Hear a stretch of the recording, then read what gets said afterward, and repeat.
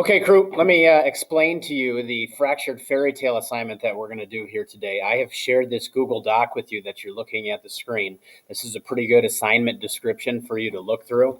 Uh, Note, I've generated some fairy tale or cartoon ideas for you to pick from. You certainly don't have to pick from this list. There's always students who come up with a fairy tale or cartoon that is not on that list. That's certainly fine. And then you've got a list here of psychological disorders, and you do have to pick from that list of psychological disorders. There are other psychological disorders, but those aren't highlighted in your book. And then, of course, those won't be highlighted and emphasized on our unit test. And so that's our task here throughout this unit, is to learn as much as we can about those psychological disorders that are listed there. Okay, note the rubric here. Basically, it's a 40-point assignment. 20 points of it will go into how professional your presentation is. Again, that'll be a Google slide presentation. And that'll have to do with the presentation. More information on what that presentation will look like as we get further along in the unit and potentially learn more about our learning model that we could be in at that point in time.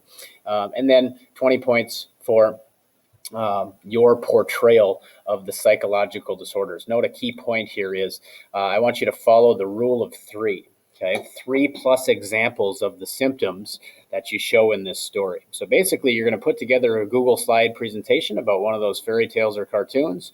You're not going to tell the audience what psychological disorder they have, but you're going to give 3 examples of Mickey Mouse having schizophrenia throughout the presentation, or Cinderella having obsessive compulsive disorder, or Ariel from The Little Mermaid having post-traumatic stress disorder. You're not going to show exactly, you're not going to say exactly what disorder they have, but you're going to exhibit it. You're going to give examples of them having the symptoms of that disorder, so then the audience has to guess. So follow that rule of 3. It's usually a good presentation if you have 3 separate examples throughout your presentation of those signs, those symptoms, those behaviors of that psychological disorder. Then on the second page here, you've got all the definitions. So this kind of gives you a head start when you're thinking about what you're going to do. At the end of today, you're going to pick. You're going to pick what psychological disorder you want to do, what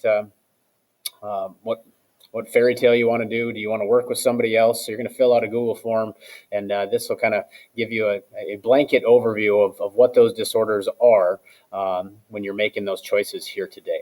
Okay, let me give you an example of a final product here. This is what you will, this is a good example of a previous student who put together this exact assignment and go through it with the idea of this is what your project is going to look like. So this student picked Little Red Riding Hood and the Big Bad Wolf, and it's written by the perspective of the Big Bad Wolf. Little Red Riding Hood lies. Everyone knows the story of Little Red Riding Hood, right? Wrong. Little Red claims her story is true, but has anyone thought about listening to my side of the story? Here I sit in a dark jail cell for doing absolutely nothing. Right? They're trying to charge me with killing and eating Little Red Riding Hood's grandma. If they really knew me, they would know I'm a vegetarian and I'm the nicest wolf in the forest. Note the picture here. It says how the cops see me and how I really am. The cops called me in for questioning. They say a witness called 911 after they saw me kidnap Granny. All I remember from last night was falling asleep to the TV, or at least that's what I think happened. Then all of a sudden, I was in a jail cell. The cops don't believe me when I said I didn't do it. Today, Little Red and her other hooded friends, Little Blue and Little Green, came in and started yelling that I killed their grannies too. I knew about their grannies' unsolved murders, but how could they claim it was me? I swear it wasn't me. They made me take a lie detector test. Did you kill Little Red Riding Hood's granny or any of the other grannies? The cops asked. No, I never laid a hand on those kind old grannies. The lie detector said I was telling the truth, but they didn't believe me. Just when I thought I was innocent, the police brought me back in for questioning and told me they found video footage of me kidnapping Granny. As I watched the footage, I suddenly flashed back to the scene of the crime. When I came back to my senses, the cops put me in handcuffs and they charged me with the murder of those 3 poor old grannies. I still can't believe I did that. Okay, and that's kind of the end. And so what this student has done is they've let you know it's the end. And guess which disorder is being portrayed? Why don't you pick it out on the Edpuzzle question here?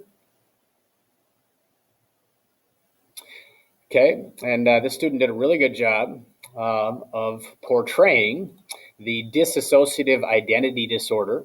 It's also known as the multiple personality disorder. If we go back to our psychological list here, our psychological disorders, DID, or multiple personality disorder, occurs when conscious awareness becomes separated from previous memories, thoughts, and feelings. Okay, and so that's our kind of blanket definition. Let's go back to here where we can see 3 examples of the big bad wolf's conscious awareness becoming separated from previous thoughts and feelings.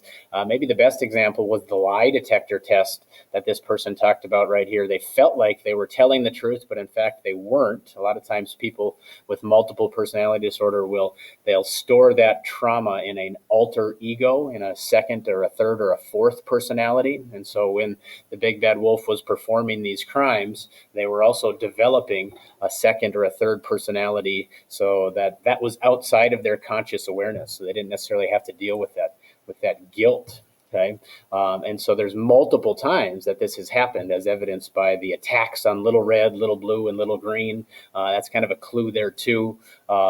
He's claiming over and over again that it wasn't me, and then at the very end, he watches video footage and then he gets flashbacks to the crime. And so there's a really good example of those rule of 3, where he finally realizes that it was him once he sees the video footage of that. So lots of good examples on here that show dissociative identity disorder or multiple personality disorder.